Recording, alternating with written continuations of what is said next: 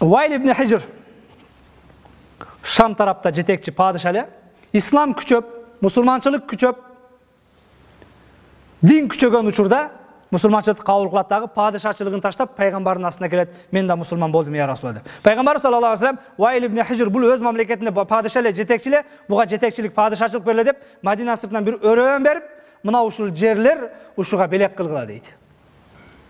Пайгамбарыбыз Муавия деген өзүнүн сахабаларына, бул сахабасы арадан жылдар өтүп кийин, Hazreti Ali'den кийин бүтүндөй мусулмандардын жетекчиси болот, 5-чи халифа. Мына ошол Муавия, Пайгамбарыбыз Муавияга айтат, Вайл ибн Хижрди жетеле барып, бөлүнгөн жерди башканы падышачылыгын көрсөткүн дейт.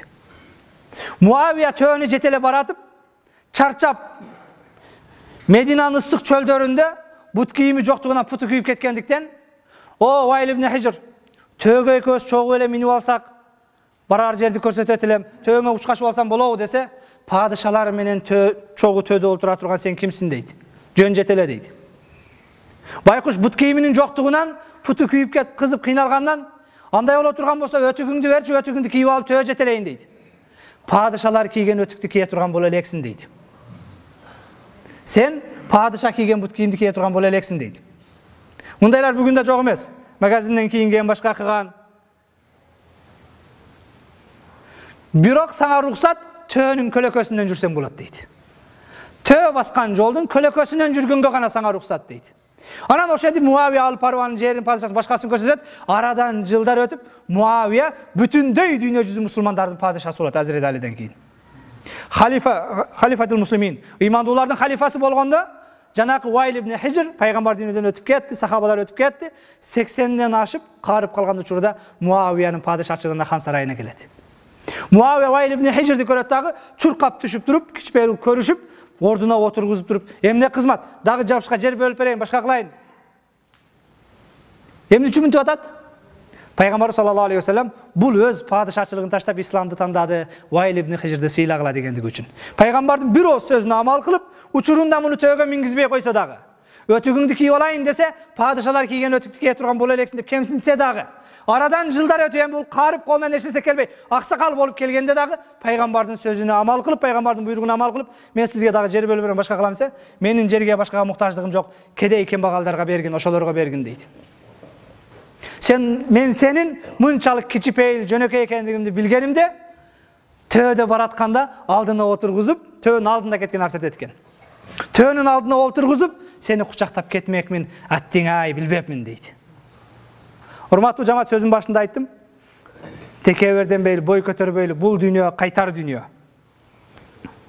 Эгер сенин мындай кичипейил, жөнөкөй экениңди билсем, астыма отургузуп, кучактап алып кетмек экенмин дейт. Аллах Таала кереметтүү Кур'анда "Ватилкал айям нудавилуха бейнан нас". Бул күндөр бар, оомат келген, ишиң жүрүшкөн, падышачылыгың жүрүшкөн. Элдин баары сага подход кылып, сенин артынан ээрчип калган күндөр бар. Ва нудавилуха бейнан нас, биз аны адамдар арасында алмаштырып турабыз дейт. Бүгүн сен кыйын болсоң, эртең башка бирөө кыйын. Бүгүн сен падыша, эртең башка бирөө. Бүгүн сен биргат, эртең бирөө сага бир. Сенден иш сурап келген адам эртең сага иш бериши мүмкүн. Бүгүн сенден жардам сураган, эртең сага жардам бериши мүмкүн. Аллах кереметтүү Кур'анда "Ватилкал айям", бул күндөрдү, иши жүрүшкөн, оомат келген күндөрдү нудавилуха бейнан нас, адамдар арасында биз алмаштырып турабыз дейт. Келме кезеги менен дейт. Абдулла ибн Мас'уд, пайгамбар саллаллаху алейхи вассаламдын эң илимдүү сахабаларынан Абдулла ибн Мас'уд өзү тууралуу айтат, кереметтүү Кур'анды пайгамбардан түшкөндөй мага үйрөтө турган, окута турган адам болгондо жер бетинде жөрмөлөп барып сабагын алмакмын, аттиң-ай, жок да дейт. Бул пайгамбардан кийин Кур'ан үйрөнө турган адам таппай калган, Кур'ан боюнча эң мыкты хадис болгон. Пайгамбар саллаллаху алейхи вассалам мага Жебрейил периште Кур'анды кандай алып келген болсо, ошондой окуп үйрөнүштү кааласаңар, Абдулла ибн Мас'удтун кыраатында окугула дейт. Кур'анды пайгамбардай окуган сахаба, Жебрейил периште үйрөткөндөй окуган сахаба. Абдулла ибн Мас'уд бирок дене мүчөсү кичинекей, арык, алсыз сахаба болгон.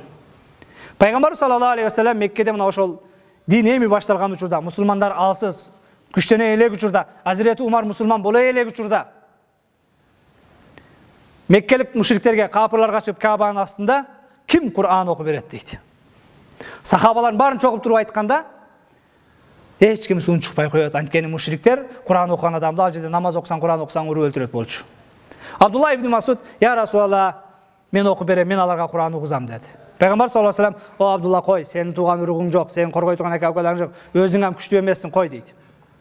Пайғамбар екінші жол айтады сахабалар арасында, біреу дағы үн шықпайды. Дағы Абдулла, үшінші жол айтады, дағы үн шықпайды. Үшіншісі Пайғамбар саллаллаху алейхи ва саллям, Абдулла андай отырған болса бар сен дейді. Абдулла ибн Масуд барып Кабаның астында отырып, Құранды ашып, Ар-Рахман, мейірімді деген Аллах Тағала Ар-Рахман деген сүренің башынан баштап оқу баштағанда, Абу Жахил жетіп келеді дағы ұрып, ит көрбегеннің барын көргізеді.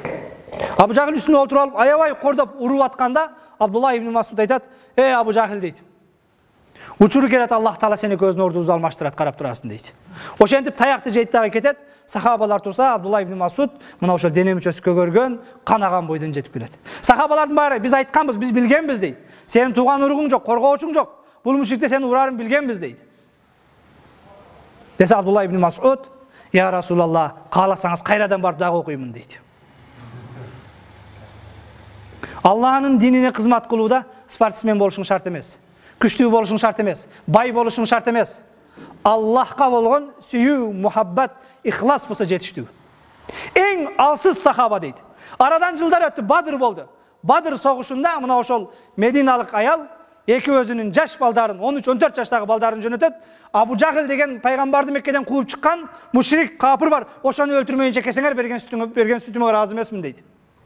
13-14 жаштагы жаш балдар Бадыр согушунда келип Меккелтерден сурап, Абу Жахил деген ким десе, алдына эч ким бара албаган сүрдүү, страшный, чоң, каардуу, баатыр бир кишини көрсөтөт.